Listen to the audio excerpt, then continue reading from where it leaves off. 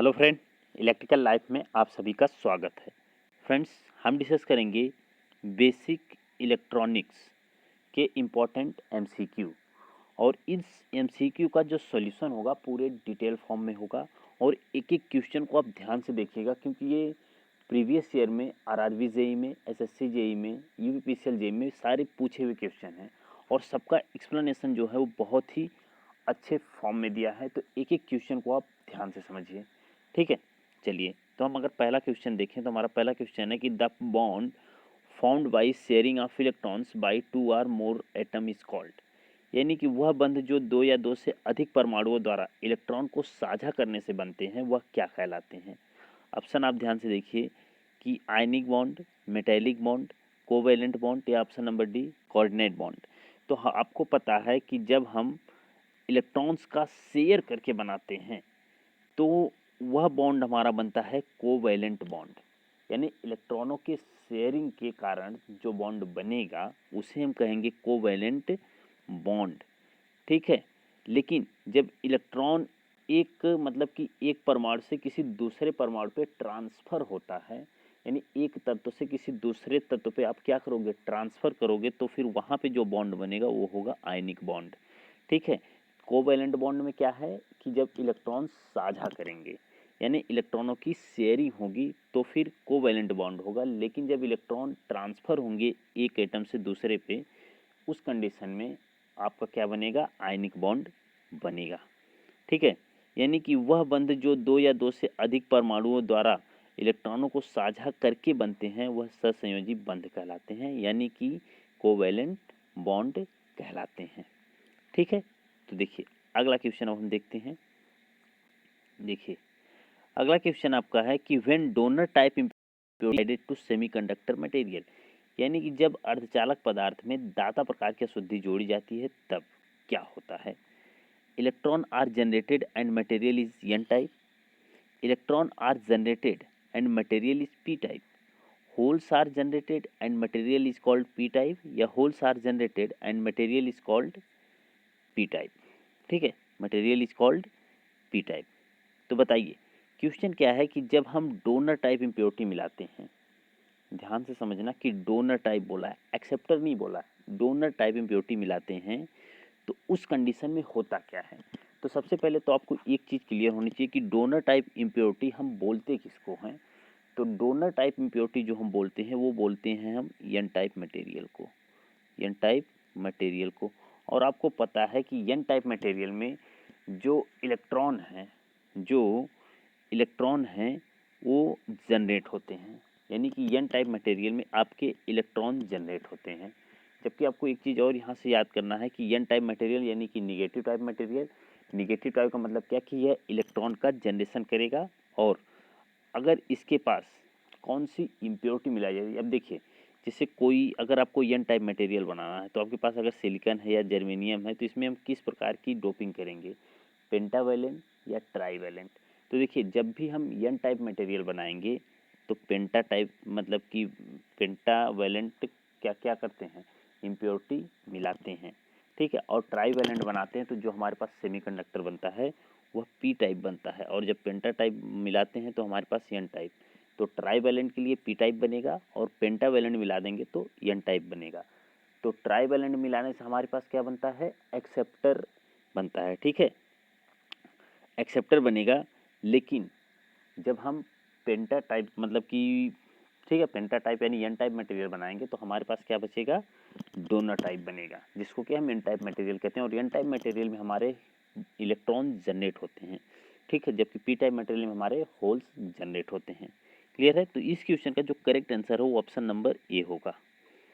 चलिए अगला देखिए, इसका देख लेंगे अगर सॉल्यूशन। तो जब किसी अर्धचालक पदार्थ में पंच संयोजी यानी कि पेंटावैलेंट यानी फास्फोरस, एंटीमनी, बिस्मथ आदि की अशुद्धि मिलाई जाती है तब फास्फोरस अशुद्धि के 5 इलेक्ट्रॉन में से 4 इलेक्ट्रॉन अर्धचालक सिलिकॉन पदार्थ के 4 इलेक्ट्रॉन से सहसंयोजी बंध बना लेते हैं एवं फास्फोरस का 1 इलेक्ट्रॉन मुक्त हो जाता है। इसलिए पंच संयोजी पदार्थ को क्या हम कहते हैं, दाता प्रकार की अशुद्धि कहते हैं, ठीक है। तो आपको क्लियर हो गया कि जैसे पंच यानी पेंटावैलेंट मान लो जैसे फास्फोरस है, एंटीमनी है, बिस्मथ, इसके आउटर कोष में यानी कि सबसे बाहरी वाला जो कोष है उसमें 5 इलेक्ट्रॉन होंगे अभी 5 इलेक्ट्रॉन जो होंगे सिलिकॉन के 4 इलेक्ट्रॉनों के संग शेयरिंग कर लेंगे, लेकिन 1 इलेक्ट्रॉन आपका बच जाएगा।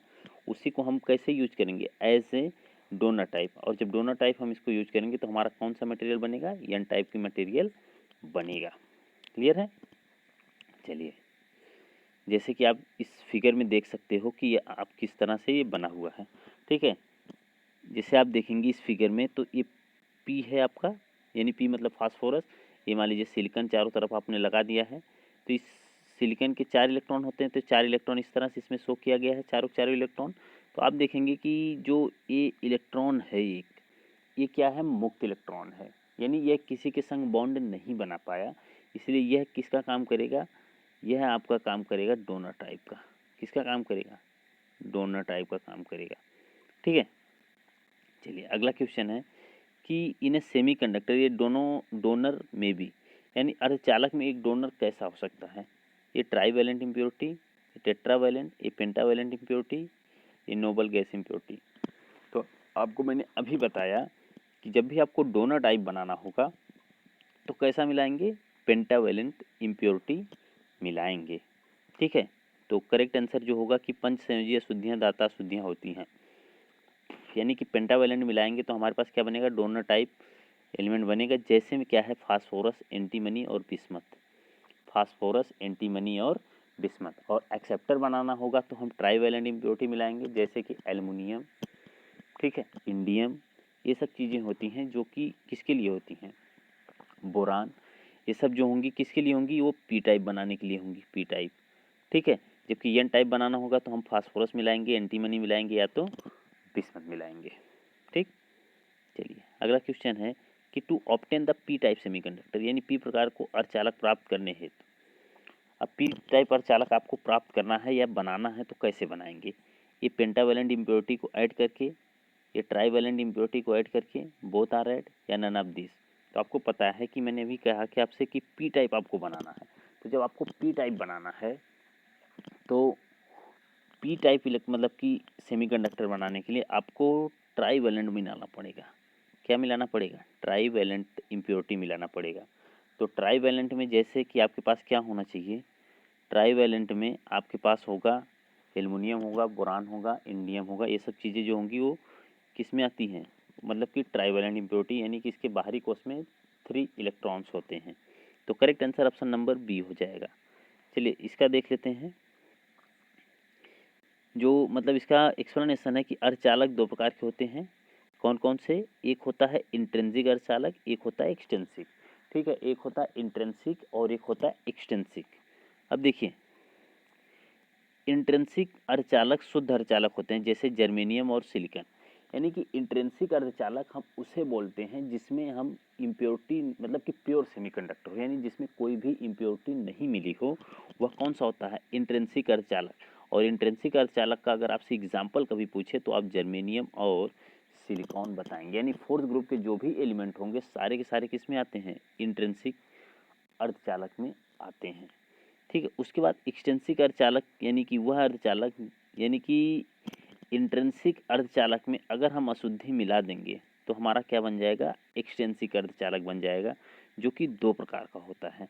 कौन कौन सा, एक पी टाइप होगा, एक एन टाइप होता है। अब देखिए, पी टाइप और एन टाइप को, कि टाइप मतलब कि पी टाइप अर्धचालक में 3 संयोजक वाले पदार्थ की अशुद्धि मिलाई जाए, यानी ट्राईवैलेंट इम्प्योरिटी को मिलाने से जो हमारा मटेरियल यानी जो हमारा सेमीकंडक्टर बनेगा वह पी टाइप होगा। और पी टाइप में जो एग्जाम्पल है बहुत इंपॉर्टेंट है, याद रखिएगा, कभी कभी डायरेक्टली एग्जाम्पल ही पूछा जाता है आपसे, तो बोरॉन, गैलियम, इंडियम, एल्युमिनियम भी होगा इसमें। ठीक है। तो ये 3 जो मतलब दिया है, इसमें एल्युमिनियम नहीं दिया, तो ये सब याद रखना। जिसके बाहरी कोष में, यानी कि मेंडलिक आवर्सार की जो थर्ड ग्रुप है, उस ग्रुप के जितने एलिमेंट होते हैं सब के सब किस में आते हैं, पी टाइप सेमीकंडक्टर के अंतर्गत आते हैं। अब देखिए यहीं पे एन टाइप यानी कि वह अर्धचालक जिसमें हम पेंटावैलेंट इम्प्योरिटी को मिलाते हैं। पेंटावैलेंट इम्प्योरिटी को मिलाएंगे तो हमारा क्या बनेगा, एन टाइप बनेगा। जैसे में एग्जाम्पल में आप याद रखिएगा कि phosphorus, antimony, bismuth, phosphorus, antimony और बिस्मथ बहुत ही इम्पोर्टेंट है। ठीक। चलिए, अब देखते हैं हम अगला क्वेश्चन है कि for a PN junction When the n side is more positive than the p side, the diode is said to be, यानी कि एक पीएन संधि में n साइड अधिक धनात्मक है p साइड की अपेक्षा, तब डायोड कैसा होगा? Forward bias and a large current exist, forward bias and A small current exist, reverse bias and a large current exist, reverse bias and small current exist. ठीक है, तो देखिए क्वेश्चन क्या है कि एक मान लीजिए कि ये पी एन जंक्शन आपने ए बना लिया, ठीक, ये पी है और ये एन है, ठीक, ये पी है और ये एन है। तो क्वेश्चन बोला है कि पी टाइप जो है वो अधिक पॉजिटिव है, किसकी तुलना में? एन की तुलना में, यानी ये निगेटिव होगा, ये पॉजिटिव होगा। पी टाइप जो है वो अधिक मतलब कि निगेटिव है और एन टाइप जो है वो अधिक क्या है? पॉजिटिव है, क्वेश्चन में बोला है। तो क्वेश्चन के हिसाब से अगर देखें तो एक कनेक्शन जो आपका है किसके लिए होता है, यानी एन को हम पॉजिटिव से और पी को निगेटिव से अगर जोड़ दें तो यह हमारा होता है रिवर्स बायस में, रिवर्स बायस कनेक्शन होता है। याद रखना इस चीज़ को, यानी जब पी को पॉजिटिव से और एन को निगेटिव से जोड़ा जाता है तब हमारे पास होता है फॉरवर्ड बायसिंग। ठीक है, कौन सा होता है? फॉरवर्ड बायसिंग होता है। लेकिन अगर कनेक्शन उल्टा हो गया कि यानी एन को पॉजिटिव से और पी को निगेटिव से जोड़ दें तब हमारे पास बनता है रिवर्स बायस। और जब रिवर्स बायस हमारे पास बनता है तो रिवर्स बायस में एक डायोड जो होता है ओपन स्विच की तरह बिहेव करता है, वेपेन मतलब ओपन स्विच की तरह बिहेव करता है, ये बहुत इंपॉर्टेंट है, याद रखिएगा। और फॉरवर्ड बायस में जो डायोड होता है वह शॉर्ट स्विच की तरह बिहेव करता है। ठीक है, और वो ओपन स्विच की तरह अगर बिहेव कर रहा है तो इसका मतलब आर जो होगा वो क्या होगा? इनफाइनाइट होगा। यानी रिवर्स बायस जब भी आपका कनेक्शन होगा उस कंडीशन में जो रेजिस्टेंस होगा उस डायोड का वह इनफाइनाइट होगा, जिससे करंट जो आई होगी बहुत ही स्मॉल फ्लो होगी, यानी लगभग जीरो के बराबर फ्लो होगी। तो जब लगभग जीरो के बराबर फ्लो हो रही है तो इसका मतलब है कि आपका ये कनेक्शन जो दिया गया है क्वेश्चन उसके हिसाब से रिवर्स बायस करंट होगी और बहुत ही स्मॉल करंट एग्जिस्ट करेगी। ठीक है, देखिए किसी डायोड के पी साइड को बैटरी के धनात्मक टर्मिनल से तथा एन साइड को बैटरी के ऋणात्मक टर्मिनल से जोड़ते हैं तब डायोड अग्र बायस कहलाता है। अग्र बायस मतलब फॉरवर्ड बायस कहलाता है जब पी को पॉजिटिव से एन को निगेटिव से जोड़ते हैं। ठीक है, ये सपोज ये पी, ये है पी और ये एन, ठीक, ये जोड़ते हैं पॉजिटिव निगेटिव, ऐसा कनेक्शन है तो फिर फॉरवर्ड बायस है। उसके बाद यदि डायोड मान लो जैसे कि ये पी एन जंक्शन का डायोड है, मान लीजिए पी है ये एन है, पी को हमने जोड़ दिया निगेटिव से और एन को जोड़ दिया हमने पॉजिटिव से, तो उस कंडीशन में हमारे पास क्या होगा? पश्च बायस, यानी जिसको हम रिवर्स बायस कहते हैं। और रिवर्स बायस में धारा का प्रभाव बहुत ही निम्न होता है। मैंने क्यों कहा? क्योंकि जो डायोड होता है वो ओपन स्विच की तरह यानी उसका रेजिस्टेंस हाई होता है, इसलिए आपका करंट जो फ्लो होती है वो किस में होती है? माइक्रो एम्पियर में फ्लो होती है, करंट माइक्रो एम्पियर में फ्लो होती है। ठीक, तो correct answer option number D होगा। चलिए अगला क्वेश्चन है, अगला क्वेश्चन है a PIN diode is a frequently used ऐसे, यानी एक जो पी आई एन डायोड है, पिन डायोड, यह बेसिकली किस लिए यूज करते हैं? बहुत तेज़ी से होता है यूज किस में? पिक क्लिपर में, वोल्टेज रेगुलेटर में, हार्मोनिक जनरेटर में, या switching diode for a frequency up to gigahertz range. तो देखिए जो पिन डायोड है, पिन डायोड बेसिकली हम स्विचिंग डायोड, पिन डायोड को हम लोग क्या बोलते हैं? स्विचिंग डायोड बोलते हैं, जो कि बहुत हाई फ्रीक्वेंसी पर आपका यूज होता है, गीगाहर्ट्ज पर। ठीक है, मेगाहर्ट्ज से भी ऊपर गीगाहर्ट्ज पर यूज होता है।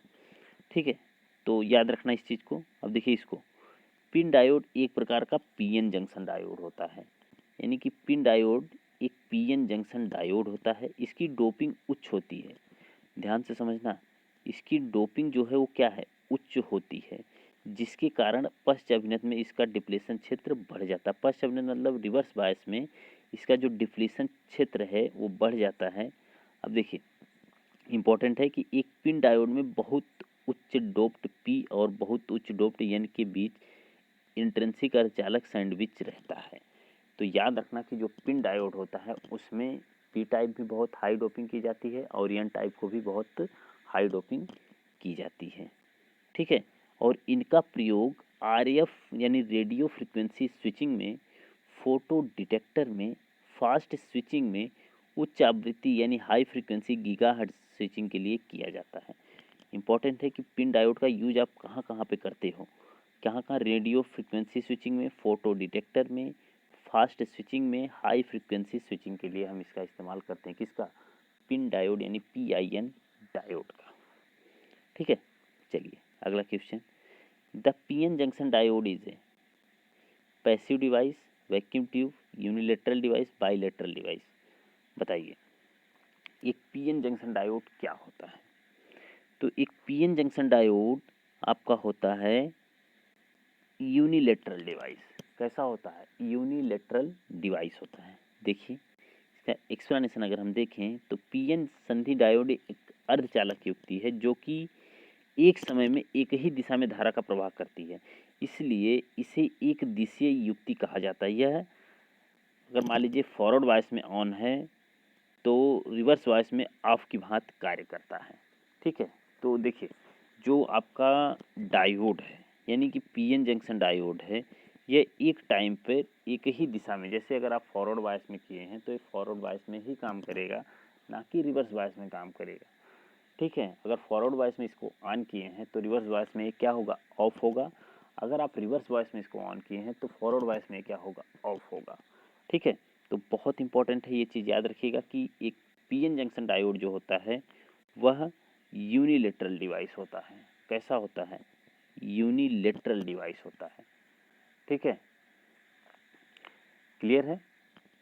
इसके बाद अगर हम बात करें तो यूनिलेटरल हम इसको इस तरह से बोल सकते हैं कि इसकी जो मतलब क्वालिटी है, जैसे कि फॉरवर्ड वॉइस में इसका बिहेवियर कुछ अलग है और रिवर्स वॉइस में इसका बिहेवियर कुछ अलग होता है, इसलिए इसको हम यूनिलेटरल डिवाइस भी बोल सकते हैं।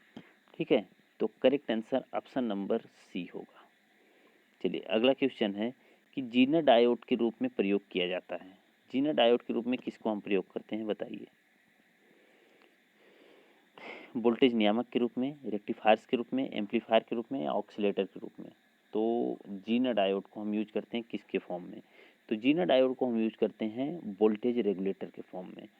वोल्टेज रेगुलेटर के फॉर्म में, वोल्टेज रेगुलेटर के फॉर्म में हम यूज करते हैं किसको? जीनर डायोड को। ठीक है, तो देखिए ये जो डायोड बना हुआ है ये कौन सा डायोड है? जीनर डायोड है। ये बेसिकली एक वोल्टेज रेगुलेटर का फिगर आपको दिखाया गया है और इस वोल्टेज रेगुलेटर के फिगर में ये जो डायोड है यही काम करता है किसका? वोल्टेज को रेगुलेट करने का, यानी वोल्टेज को मेंटेन करने का। अब देखिए क्वेश्चन अगर आप ध्यान से मतलब फिगर के बाद आप जब पढ़ेंगे कि जीनर डायोड एक PN जंक्शन डायोड होता है जिसे ब्रेकडाउन क्षेत्र में कार्य करने के लिए डिज़ाइन किया जाता है। यानी जो जीनर डायोड होता है वह रिवर्स बायस में काम करता है, पहली चीज़ तो जानो। और रिवर्स बायस में एक ब्रेकडाउन क्षेत्र आता है, जैसे जब हम PN जंक्शन की कैरेक्टरिस्टिक देखेंगे तो एक रेंज आती है यहाँ पे, जो कि हम इसको ब्रेकडाउन रेंज बोलते हैं। ठीक है, इसको ब्रेकडाउन रेंज बोलते हैं। उस रेंज पर आपका काम करता है कौन सा? Zener diode. ठीक है, यह रिवर्स बायस में कार्य करता है। यह 2 वोल्ट से 200 वोल्ट तक बनाए जाते हैं, यानी कि जो वोल्टेज रेगुलेटर होते हैं वो कितने तक के बने होते हैं? 2 वोल्ट से लेकर 200 वोल्ट तक बना होता। बहुत ही इंपॉर्टेंट है, इसे आप याद रखिएगा। ठीक है, जीनर डायोड मतलब जीनर ब्रेकडाउन निम्न वोल्टेज यानी 6 वोल्ट से कम पर होता है। देखिए बहुत इंपॉर्टेंट पॉइंट है, इसे याद रखिएगा कि जीनर डायोड जो होता है यानी जीनर डायोड का जो जीनर ब्रेकडाउन वोल्टेज होता है। ठीक है, जीनर जैसे कि हमने जब खींचा तो ये देखिए ये जीनर ब्रेक मतलब कि ब्रेकडाउन वोल्टेज है, तो यह ब्रेकडाउन वोल्टेज जो होता है यह 6 वोल्ट से कम पर होता है। 6 वोल्ट से कम पर, 6 वोल्ट से कम पर जीनर ब्रेकडाउन। अगर 6 वोल्ट के ऊपर हो जाए तो उसको हम कहते हैं एवलांचे ब्रेकडाउन, यानी 8 वोल्ट से अधिक, यानी 6 वोल्ट से ही नॉर्मली आप मान के चलो कि 6 से 8 वोल्ट के ऊपर ही जो होता है वो कौन सा होता है? एवलांचे ब्रेकडाउन होता है। ठीक है, उसके बाद अगर हम बात करें तो इसका प्रयोग हम वोल्टेज नियामक के रूप में किया जाता है, यानी इसका प्रयोग हम किस में करते हैं? वोल्टेज रेगुलेटर के रूप में करते हैं। क्लियर है? चलिए अगला क्वेश्चन अब हम देखते हैं। अगला क्वेश्चन हमारा है कि मरकरी आर्क रेक्टिफायर में एनोड सामान्यतः बना होता है। देखिए मरकरी आर्क रेक्टिफायर जो है यह भी एक तरह का मतलब रेक्टिफायर ही है जो कि AC को DC में कन्वर्ट करता है। तो बेसिकली इसका जो एनोड है वो किस चीज़ का बना होता है? तो एल्युमिनियम का बना होता है, ग्रेफाइट का, या टंगस्टन से, या तांबे से। तो करेक्ट आंसर जो होगा यानी कि मरकरी के आर्क रेक्टिफायर का जो एनोड है वो किसका बना होता है? ग्रेफाइट का बना होता है। तो मरकरी आर्क रेक्टिफायर का एनोड ग्रेफाइट का बना होता है जिससे कि यह कोई क्रिया न कर सके। चलिए अगला क्वेश्चन है कि पूर्ण तरंग दिष्टकारी की दक्षता। पूर्ण तरंग यानी कि सेंटर टेप ट्रांसफार्मर, ठीक है, यानी कि फुल वेव रेक्टिफायर, जिसको आप सेंटर टेप भी बोलते हो, तो फुल वेव रेक्टिफायर की दक्षता यानी इफिशियंसी हाफ वेव रेक्टिफायर की दोगुनी होती है। इसका मूल कारण क्या है? देखो, जो मतलब कि फुल वेव रेक्टिफायर उसकी इफिशियंसी दोगुनी होती है किससे? हाफ वेव रेक्टिफायर से। तो इसका क्या रीज़न है, क्या कारण है? मतलब कि वह ट्रांसफार्मर का उपयोग करता है, इसका रिपल गुणक अत्यंत कम होता है, वह अगत के दोनों ओर चक्रों का उपयोग करता है, उसकी आवृत्ति निर्गत उसके लाइन आवृत्ति की दोगुनी होती है। देखिए, तो बढ़िया क्वेश्चन है। अब बताइए, आप अपने कंसेप्ट से आप खुद ही बता सकते हो कि जो फुल वेव रेक्टिफायर होता है उसमें हम कितने डायोड यूज करते हैं? 2 डायोड यूज करते हैं। जबकि हाफ वेव रेक्टिफायर में हम कितने डायोड यूज करते हैं? 1 डायोड यूज करते हैं। और हाफ वेव रेक्टिफायर में हम पॉजिटिव साइकिल से काम करते हैं, जबकि निगेटिव साइकिल से हम काम नहीं करते हैं। ठीक है, जब हम इनपुट में ये देते हैं तो सिर्फ ये हाफ साइकिल जो यानी पॉजिटिव साइकिल है ये वर्क करती है। उसके बाद निगेटिव हाफ साइकिल आप यूज भी नहीं करते, यानी इसका आउटपुट क्या हो जाता है? 0। लेकिन जब हम 2 डायोड यूज करते हैं, तो वहाँ पे हमको एडवांटेज मिल जाता है कि हम दोनों साइकिल को यूज करते हैं, यानी पॉजिटिव साइकिल को भी और निगेटिव साइकिल को भी यूज कर लेते हैं, जिससे हमें क्या मिलता है? एफिशिएंसी बढ़ जाती है। जो रेक्टिफायर होता है उसकी एफिशिएंसी क्या होती है? बढ़ जाती है। तो करेक्ट आंसर होगा ऑप्शन नंबर सी, यानी वह आगत के दोनों अर्धचक्रों का उपयोग करता है। ठीक है, तो देखिए, फुल वेव रेक्टिफायर की दक्षता अर्ध तरंग रेक्टिफायर से दोगुनी होती है क्योंकि वह आगत के यानी आउटपुट के दोनों अर्धचक्रों का उपयोग करता है। ठीक है, तो ये आपको नॉर्मली फिगर दिखाया गया है किसका? एक फुल वेव रेक्टिफायर का फिगर दिखाया गया है। इसमें हम दोनों डायोड का यूज करते हैं, और दोनों डायोड जब हमारा मान लो कि एक डायोड फॉरवर्ड बायस में होगा तो एक रिवर्स में, फिर जब एक फॉरवर्ड बायस में तो दूसरा रिवर्स में होता है। ये कंडीशन आपकी चलती रहती है। पॉजिटिव साइकिल में एक डायोड काम करेगा, निगेटिव साइकिल में एक डायोड काम करेगा, जिससे आउटपुट पर हमें एफिशिएंसी ज़्यादा मिलती है। ठीक, चलिए अगला क्वेश्चन है कि जीना डायोड क्या है? एक उच्च अग्र वोल्टेज कोटि वाला डायोड है, निम्न प्रतिवर्ती वोल्टेज पर तेजी से खराब होने वाला डायोड है, यानी प्रवर्धक के रूप में एक उपयोगी डायोड है, ऋणात्मक प्रतिरोध वाला डायोड है। तो जीना डायोड आपका क्या है? ये उच्च अग्र वोल्टेज कोटि वाला है। उच्च अग्र वोल्टेज यानी कि यह फॉरवर्ड बायस में तो काम नहीं करता है। निम्न प्रतिवर्ती वोल्टेज पर तेजी से खराब होने वाला डायोड है, प्रवर्धक के रूप में उपयोगी डायोड है। तो ठीक है, इसका करेक्ट आंसर जो होगा ऑप्शन नंबर डी दिया है, यानी ऋणात्मक प्रतिरोध वाला डायोड है।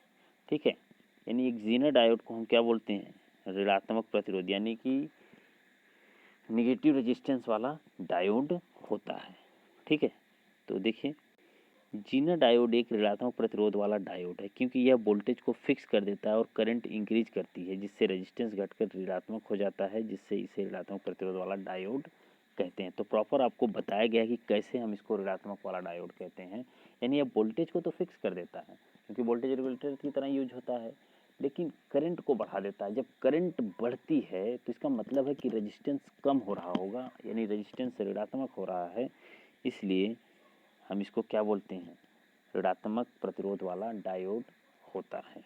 ठीक है, चलिए, एलईडी की तुलना में एलसीडी में बिजली खपत, यानी एलईडी की तुलना में एलसीडी में बिजली जो खपत होती क्या होती? एक समान होती है, अधिक होती है, या कम, या फिर क्या? तो देखिए, एलईडी की तुलना में एलसीडी में जो बिजली की खपत होती है वह क्या होती है? कम होती है। देखिए, यह लाइट एमिटिंग डायोड की तुलना में एलसीडी में कम पावर की खपत होती है। ठीक है, तो बहुत ही बढ़िया क्वेश्चन है, इसे आप याद रखिएगा, ऑप्शन नंबर सी करेक्ट है। ठीक है, चलिए अगला क्वेश्चन है, पीएन संधि की अपक्षय परत यानी क्षेत्र की चौड़ाई कैसी होती है? देखिए, जो पीएन जंक्शन है उसका ये जो बोला अपक्षय परत यानी कि डिप्लीशन लेयर की क्षेत्र की चौड़ाई कितनी होती है? अल्प मादन से घटता है, अधिक मादन से बढ़ता है, अनुप्रयुक्त वोल्टेजता से स्वतंत्र है, प्रति अभिनत के प्रभाव में बढ़ती है। ठीक है, तो देखिए, इस क्वेश्चन का करेक्ट आंसर है कि पी एन जंक्शन यानी ऑप्शन नंबर डी, यानी कि पी एन जंक्शन में अपक्षय परत की चौड़ाई रिवर्स बायस में बढ़ जाती है तथा फॉरवर्ड बायस में घट जाती है। यानी प्रति अभिनत में, यानी कि फॉरवर्ड बायस में क्या होती है, बढ़ जाती है। प्रति अभिनत मतलब कि रिवर्स बायस, ठीक है। प्रति अभिनत मतलब क्या, रिवर्स बायस। रिवर्स बायस में क्या होती है, घट जाती है, ठीक है। सॉरी, रिवर्स बायस में बढ़ जाती है, जबकि फॉरवर्ड बायस में क्या होती है, घट जाती है, ठीक है। तो correct answer option number D होगा। देखिए, बायस यानी अभिनत शब्द का क्या अर्थ है, बायसिंग का मतलब क्या है, आपको यही बताया गया है। तो बताइए, अल्पसंख्यक वाहक और बहुसंख्यक वाहकों का अनुपात, पीएन संधि पर धारा की मात्रा, एक डीसी वोल्टता के प्रचालन के नियंत्रण के लिए पीएन जंक्शन संधि पर लगाई गई वोल्टता, इनमें से कोई नहीं। तो बताइए, बायस जो है उसका क्या अर्थ है, क्या मतलब है, ठीक है। तो देखिए, एक डीसी वोल्टता के प्रचालन के नियंत्रण के लिए पीएन जंक्शन पर वोल्टता प्रयुक्त की जाती है, जिससे बायसिंग कहते हैं। बायसिंग दो प्रकार की होती है, फॉरवर्ड बायसिंग और रिवर्स बायसिंग। तो पीएन जंक्शन पर धारा प्रचालन यानी वोल्टता प्रचालन के लिए हम पीएन जंक्शन पर वोल्टता को प्रयुक्त करते हैं, जिसे हम क्या कहते हैं, बायसिंग कहते हैं। यानी पीएन संधि पर धारा की मात्रा को बनाने के लिए हम लोग बायसिंग करते हैं। और बायसिंग हमारी दो तरह की होती है, एक फॉरवर्ड बायसिंग, एक रिवर्स बायसिंग। फॉरवर्ड में पी को पॉजिटिव से, एन को निगेटिव से, जबकि रिवर्स बायस में पी को निगेटिव से और एन को पॉजिटिव से जोड़ते हैं, ठीक है। चलिए, अगला क्वेश्चन है। अगला क्वेश्चन है कि दिष्टकारी फिल्टर यानी रेक्टिफायर फिल्टर का मुख्य कार्य क्या है। रेक्टिफायर फिल्टर जो होता है, इसका मेन वर्क क्या है। एसी निवेश के परिवर्तनों का न्यूनीकरण करना, दिष्टकारी उत्पादन में विषम हार्मोनिक का निरोध करना, या फिर निर्गम वोल्टता के डीसी के स्तर पर स्थायीकरण, दिष्टकारी निर्गम में ऊर्मिकाओं को निकालना। अब देखिए, बेसिकली फिल्टर का काम क्या है। रेक्टिफायर में हम लोग यूज करते हैं फिल्टर। तो ये फिल्टर काम क्या करता है, ये फिल्टर काम करता है आपका जो रेक्टिफायर का इनपुट जो होता है वो होता है एसी, और आउटपुट आपको मिलता है पल्सेटिंग डीसी, ठीक है। याद रखना, कभी भी प्योर डीसी नहीं मिलता है, पल्सेटिंग डीसी मिलता है। अब इस पल्सेटिंग डीसी का इनपुट बनता है फिल्टर, तो आपको मिलता है प्योर डीसी। तो पल्सेटिंग डीसी को प्योर डीसी में कन्वर्ट करने का काम जो करता है वो रेक्टिफायर फिल्टर करता है बेसिकली, ठीक है। यानी कि एक हिसाब से सोचें तो जो आपके पास डीसी था वो प्रॉपर डीसी नहीं था, उस डीसी को कन्वर्ट किया प्योर डीसी में, यानी डीसी में स्टेबल किया उसको, वो काम करता है आपका फिल्टर। तो फिल्टर का इनपुट जो होता है वो पल्सेटिंग डीसी और आउटपुट जो होता है वो प्योर डीसी होता है, ठीक है। तो फिल्टर में सबसे अच्छा फिल्टर कभी आपसे पूछे तो आप बताना कि पाई फिल्टर होता है, ठीक है। तो करेक्ट आंसर इसका ऑप्शन नंबर सी, यानी निर्गम वोल्टता के डीसी के स्तर का स्थायीकरण, यानी निर्गम यानी आउटपुट वोल्टेज पे जो डीसी मिल रहा है उसका स्थायीकरण करना, उसे स्टेबल बनाना किसका काम होता है, रेक्टिफायर फिल्टर का कार्य होता है, ठीक है। देखिए, रेक्टिफायर फिल्टर का उपयोग रेक्टिफाइड आउटपुट सिग्नल में से एसी कंपोनेंट को अलग कर उसे आउटपुट पर शुद्धतम डीसी के रूप में प्राप्त करने के लिए किया जाता है। अतः फिल्टर का उपयोग डीसी के स्तर का स्थायीकरण करने के लिए किया जाता है। तो फिल्टर का उपयोग क्यों कर रहे हैं इसमें आपको प्रॉपर बता दिया गया है, ठीक है। तो आज के लिए हम इतने ही क्वेश्चनों को करते हैं, नेक्स्ट वीडियो में हम और क्वेश्चन ऐसे ही लेके आएंगे। तब तक के लिए वीडियो में मतलब आप चैनल को सब्सक्राइब कर लो, आपको एडवांटेज इससे मिलेगा ज़रूर, ठीक है। Thank you.